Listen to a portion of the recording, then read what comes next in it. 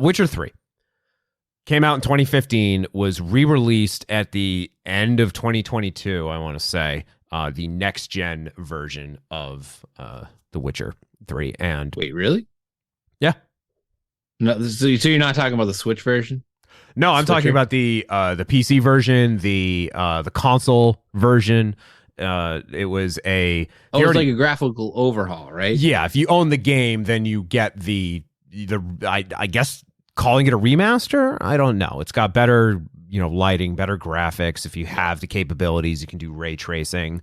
So I finally bought it, and I bought it on PC. I've had it on Xbox. I played it a long time ago, but I'm playing it on PC, and I do like that I built a gaming PC and I have an RTX card, and the RTX capabilities are not great on my build. But I can play what I have. I can play on Ultra, so nice. I'm That's content. Not bad. I'm content with that. Honestly, you would be surprised how much processing power is given to that dude's hair. Geralt's hair is just like. I remember in the original one that would make my computer lag more than anything else, and I had to turn his hair down because you could like turn his hair almost to like individual strands, all having their own physics process. It was pretty insane. Now you've been playing the game on Switch, right? Yeah, I mean, I played to a point, and I play it from time to time, but I ended up getting myself into a sticky situation where I went too far and I wasn't high enough level, and now I'm stuck in this like endless cutscene. Because you keep dying.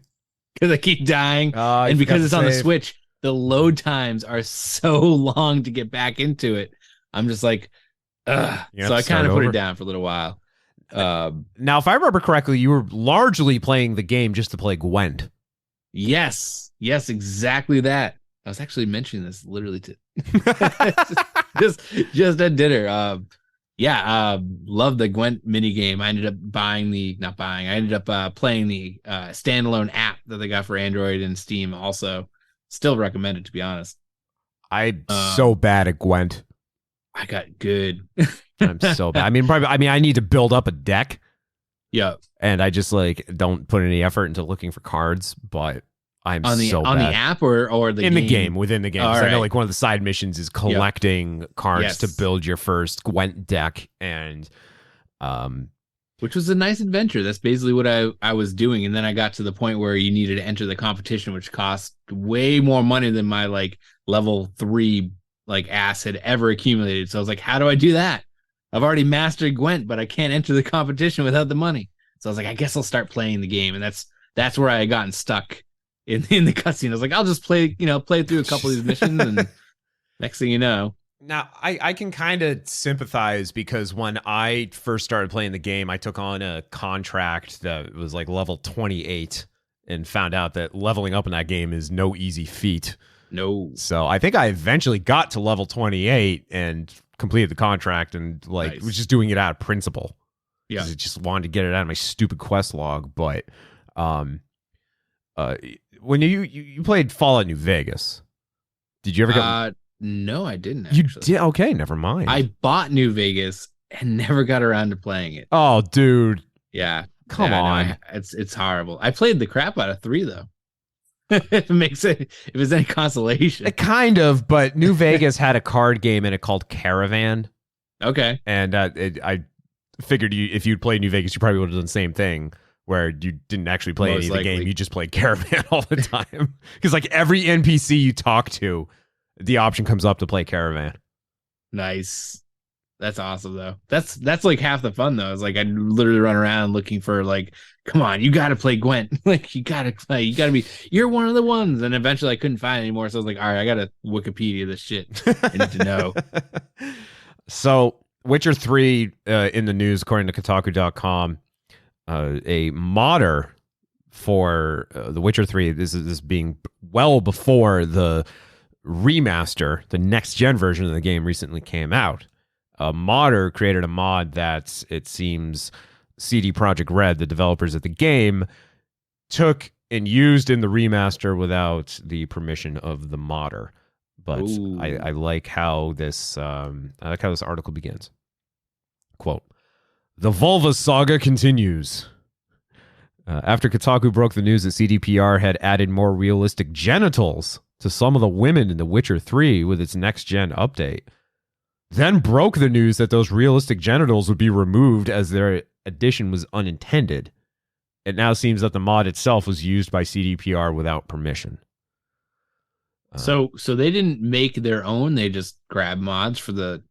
Like, are there any other mods that they used in the remake now? I'm wondering if like they just like farm source the mod community, because honestly, the mod community for any game it's sometimes better than the game itself. Oh yeah, Bethesda is a great example of this. They end up hiring the mod creators to actually work for them and put out content, because the stuff that they come up with is just brilliant. It's better than the game itself. You're right. Right. Now, should CDPR own that content, even though like a modder went out and created something for the game? That's a gray area. Yeah, is it the modder's property, or is it the property of the game that it's going into? I would say it's probably the modders, and I would say that only because it's like an addition to a game, right? It's like maybe I'm aging myself, but it's like the it's like that little magnifying lens thing that you could attach to a Game Boy, right? It doesn't change the Game Boy, but it works with the Game Boy, right? Mm-hmm. So, or it does change the Game Boy, I should say, but it works with the Game Boy. But it's owned by Mad Cats, right? Like they're a separate company. They designed it, they made it, they put the effort in to make it. The fact that it just happens to connect to a Game Boy could almost be considered happenstance, right? So the fact that this lovely vagina mod just happens to fit into The Witcher, is happenstance. But they made the vaginas; those are their vaginas. Good God. They made the vaginas. They made the vaginas. They created the vaginas. Okay, so the article says the mod is called Vaginas for Everyone. That's a good name. I like that. It's an old Nexus mod created for the original PC release of The Witcher 3. Remember, that came out in 2015. It does as the name suggests. Adds realistic vulva and pubic hair to many of the female NPCs, including ones who never explicitly do full frontal nudity in the game. Should probably mention that in The Witcher 3, a lot of people get naked. Oh, yeah. There's some well-animated nudity in that game. Sure is. Part of the reason I think a lot of people like it. Now, have you played Cyberpunk? No. So when you create your character in Cyberpunk, when you're creating them, they're naked. Oh, okay. So it's like Rust. Sure, I've never played Rust, like but I guess. Oh, well, okay. Rust was the same idea. Like you basically start in the game and you're a caveman with absolutely no clothing. You just got like flopping dick in the wind, and you like have a rock. Now, can you modify your dick when you're creating your character? I don't remember, actually. That's a good question. It's been a while since I played Rust, and it's been even longer. So they've done a lot of updates to Rust that I haven't not even touched. I think the last time I played Rust, there was a static map, and now it's procedurally generated. There's not a lot of new things in Rust that I've never even experienced. So maybe they have added that. I think it's on Game Pass, Rust. I might be wrong, but I always see it come up. And I know you're in those type of games. I just like it was fun for the time. It was a good novelty, and a couple of my buddies also played it, so they'd be playing, and I was like, you know what? I think it was like $20 on it, but I was like, why not? No, you played play it. You played the Outer Wilds. Right. No, I'm sorry. What was the one? The Long Dark? Is that? Yes. Okay. I still play a boatload of The Long Dark. I must have. Before vacation, I put in 40 hours that week. It's actually been my number one game again because they started coming out with some procedural updates. Nice. Yeah. I love that game. That is a good game. Man, that's like all the rage now. Remember when No Man's Sky was announced, and that was mind-blowing how they were going to do that?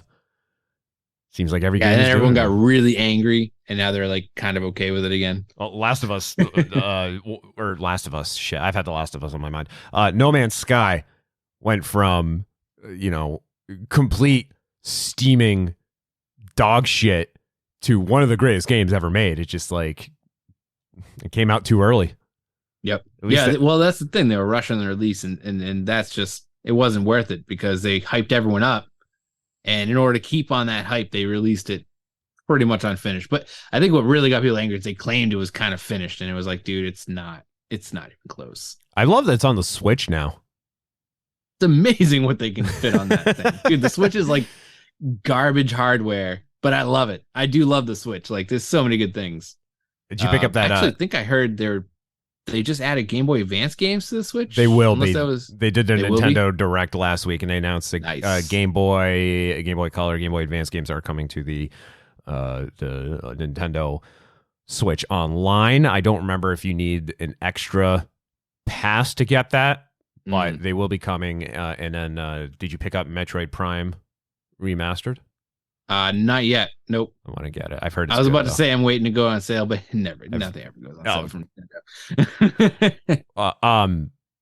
There's a game, and I'm blanking on the name because I played it for a couple weeks and was kind of into it, but like everyone was playing it a couple years ago, and it was a game kind of like The Long Dark, one of those like kind of like when you mentioned Rust, it came to mind where one of those like you start off in the game and you're naked and all you have is like a piece of wood and you need to literally just build.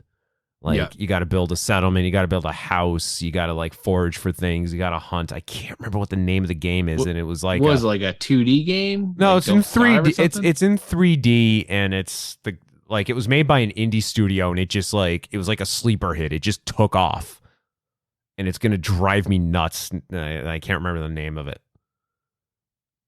But there's a shit ton of those out there, though, so it's a very wide pool. Like, I mean, shoot, everyone wants to make a survival game nowadays.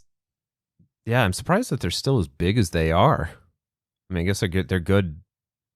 I think replayability is there for a lot of them. I think during the pandemic too, it probably made time just go by because this game that I'm thinking of when it came out, it came out right like end of 2020, I think, and I probably why it was as popular as it was. Oh yeah, good timing for that for sure. You got a bunch of people that literally are out of work or stuck at home, and it's like, what do? You can't go to the store. Well, I can still buy stuff on whatever game store I go to, and just go from there. Yeah, there's tons of games like that though. Honestly, I still play Minecraft from time to time just to hop on there. It's fun and actually plays really good on the Switch now. It's not too bad. Damn, I was like, so I was just looking at a list of top survival games. Rust, The Forest. Oh, The Forest. Yeah, I played.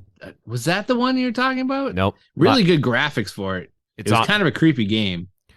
It's on here though. The Long Dark, Minecraft, Ark. Oh yeah, Ark. Yep. Subnautica.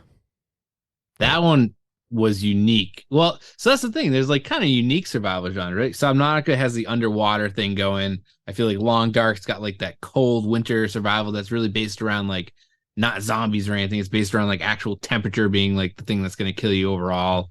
Minecraft is based around Legos.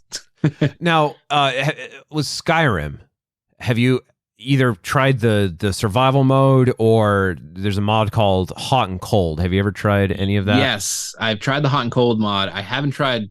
They added it like in the game now too, right? There is a survival mode. I haven't tried that yet. Yeah, fuck that. I remember I was trying to climb those steps to High Rothgar, and I kept dying because I kept getting too cold. Yeah, it definitely. I mean, I feel like it's cool that they have a mod for it, but Skyrim wasn't designed around the idea that you need to do that kind of stuff. I mean, you can carry a million wheels of cheese, and you're literally a dude that like shouts dragons to death. Like, I don't think the slight chill of a mountain is gonna like bother you too much, right? Like it shouldn't at least. Don't Starve, and then finally the game I was thinking of, Valheim. Oh, dude, Valheim, yes, good game. They actually came out with a yeah, the only thing shitty about that game is there wasn't a lot of content in the sense that there was only like 5 bosses. I guess. I don't know. I didn't play too much of it. Yeah, I just started playing that again not too long ago with a few buddies. We didn't play a ton of it, but we spent some time building a new base, testing out some of the new features. And it's not bad. I feel like it's a really good, it's like a Viking Minecraft, right? Like it's really crafty. You can terraform the land, which is pretty cool because a lot of games don't let you do, like, you can build things on the land, but you can't like dig into the ground and build pits and stuff like that. Yeah, and it was really good for multiplayer too. Definitely a good multiplayer game. If you had friends to play that with, it was like awesome. I was going nuts because I'm like, the name of the game doesn't seem like it has anything to do with the game. Such a unique name like Valheim, and that's what it was. I feel like it was one of those games where they were like looking for an active domain name they could take that wasn't already taken. Because, shit, man, we need a .com, but they're all so fucking expensive. And now the new hit survival video game sweeping off the shelves. Odd choice of name, though. Tub Girl. The ultimate survival adventure. Survive the tub and the flow. Tub Girl, rated E for everyone. E for everyone. Oh, God. Yeah, and coming soon, DLC for Tub Girl, Blue Waffle. They're the only domain names nobody seems to want. So, the Witcher 3 mod. By the way, Cyberpunk. I brought up Cyberpunk and genitalia because you can actually like choose. You can't go like too in depth with it, but you can actually choose like there's like 3 or 4 like different like presets for genitalia. That's awesome. So for the dicks and the vag. So is it like, you get like Greek sculpture dick where it's all tiny, or you can be one of those dudes that's like slapping between your kneecaps, like. Yeah, I feel like because the second character I created in Cyberpunk was a female, and might have spent a little too much time with the anatomy, just trying to get it to my liking. It's like weird science. It's like weird science when they're building the chick on their computer and the boobs get too big. It's only a matter of time before like you're really going to be able to like get nitty gritty with like the character creation. Like, all right, how do you want your lips to look? Innie, outie, roast beef. What's your preference? We got them all. 78 different customizable genitalia. Can you imagine if there's like a little pop-up, a little confirmation dialogue that comes up, says, "Are you sure you want your labia that long?" This is not medically advisable. Another dialogue comes up. They're going to call you pigtails. The article from Kotaku here continues. Though the mod in question has 2 different pubic hair options, the landing strip version looks nearly identical to the genitals seen on the crones in the next-gen Witcher 3 update, down to the dusting of soft pubic hair outside the landing strip and the layout of the labia. Thank you, Kotaku, for describing it in such detail. They put in a mild... This is the quality journalism I need to see. They put in a mild not safe for work warning at the beginning of the article, too. I will say, too, that I also only had to click on 2 links to get to the actual photos on the Reddit posting. So thank you again for adding that. I didn't see any of the photos. Is it very detailed? They're pretty detailed, yeah. I mean, as far as they're very on par with Witcher graphics, so... I mean, that's... So, like, when...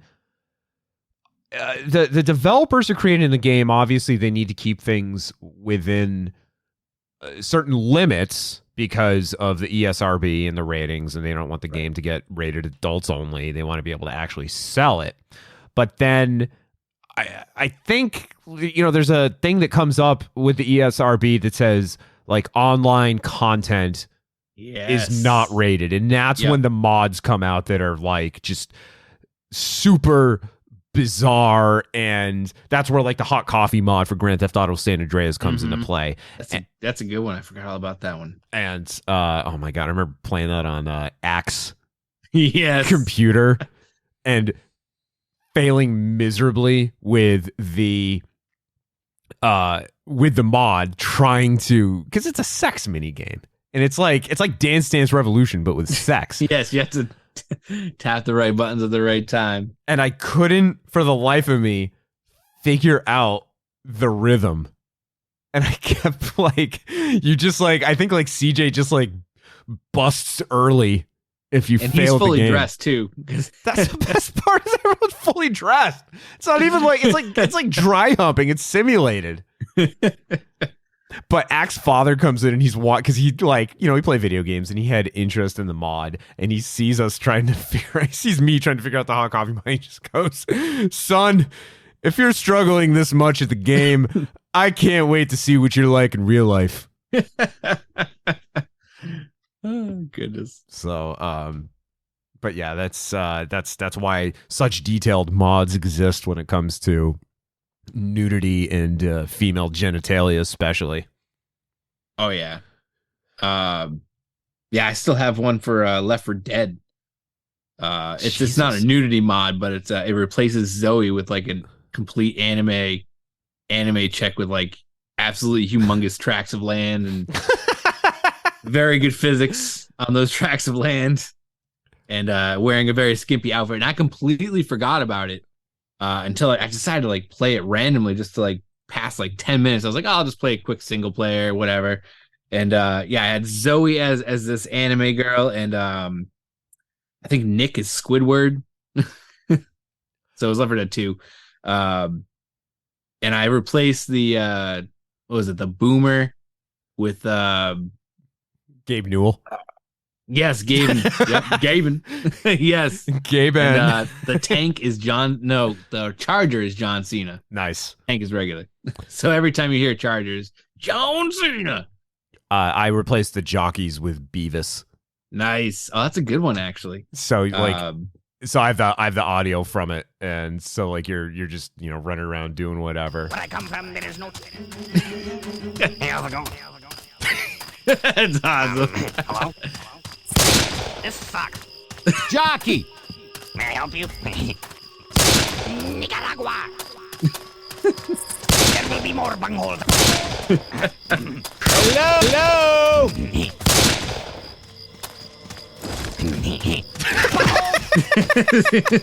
the fucking chuckle. I love when he gets aggravated. Where I come from, there is no. Nicaragua. I love the echo. Jockey. Ow! This sucks. There will be more bungholes after me. There will be more bungholes after me. Oh goodness. Hey, how's it going? This is threatening me. You will get me, keep me.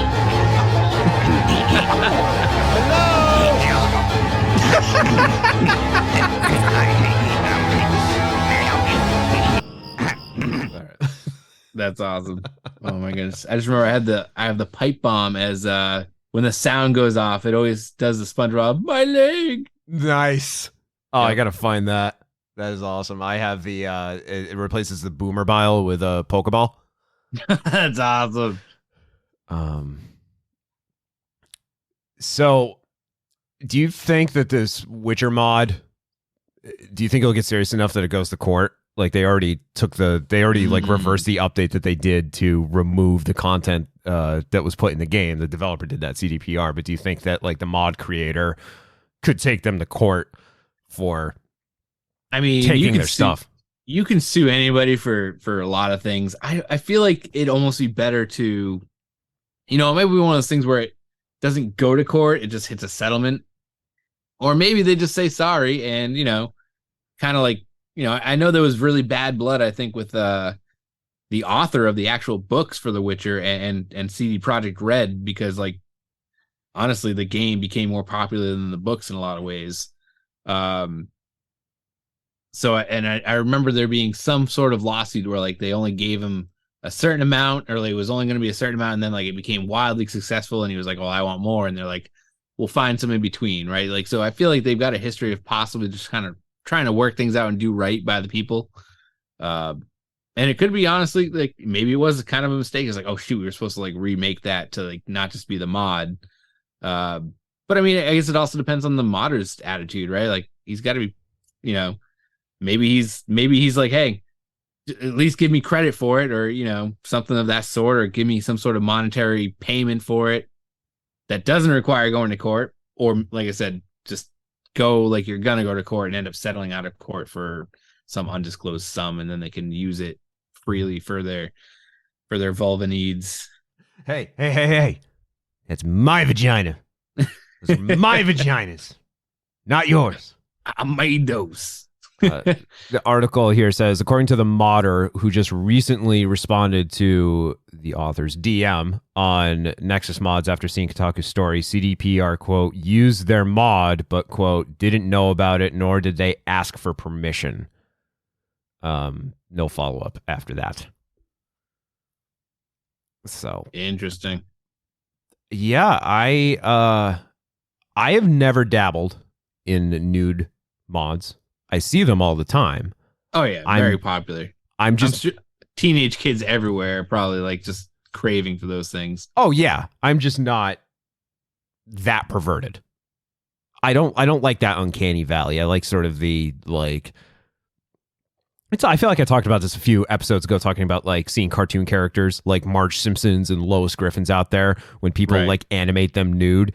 No, like scantily clad.